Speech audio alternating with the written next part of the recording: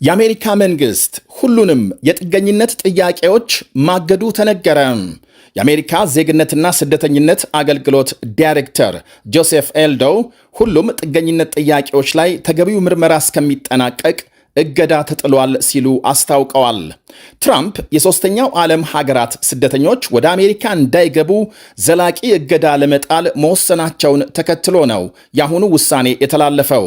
የፕሬዝዳንቱ ውሳኔ የተሰማው ባለፈው ረቡዕ አንድ አፍጋኒስታዊ ስደተኛም በዋሽንግተን ዲሲ 2 ወታደሮች ላይ ተኩስ ከፍቶ ካቆሰላቸው በኋላ የአንደኛዋ ሕይወት ማለፉ መሰማቱን ተከትሎ ነው።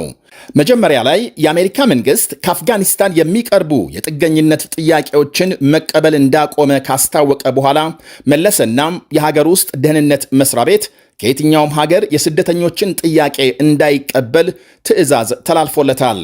ጥቃቱን ተከትሎ ለ19 የውጭ ሀገራት ዜጎች የተሰጡ የመኖሪያና የሥራ ፈቃዶች እንዲመረመሩ ያዘዙት ፕሬዝዳንት ትራምፕ የትኞቹ ሀገሮች ላይ እገዳ እንደሚጥሉ በይፋ ባይናገሩም ከመንግስታቱ ድርጅት ተቃውሞ የቀረበበት ውሳኔያቸው ሕጋዊ መሰናክሎች ይገጥሙታል ተብሎ ይጠበቃል። አሜሪካም ሙሉ በሙሉ እንድታገግም ከሁሉም የሶስተኛው ዓለም ሀገራት የሚመጡ ስደተኞች ላይ ቋሚ እገዳ ጥላለሁ ያሉት ፕሬዝዳንቱ ለአሜሪካ የማይጠቅሙ ወይም ሀገሪቱን የማይወዱ ስደተኞች እንዲወጡ አደርጋለሁ ሲሉ በተጨማሪ ዝተዋል።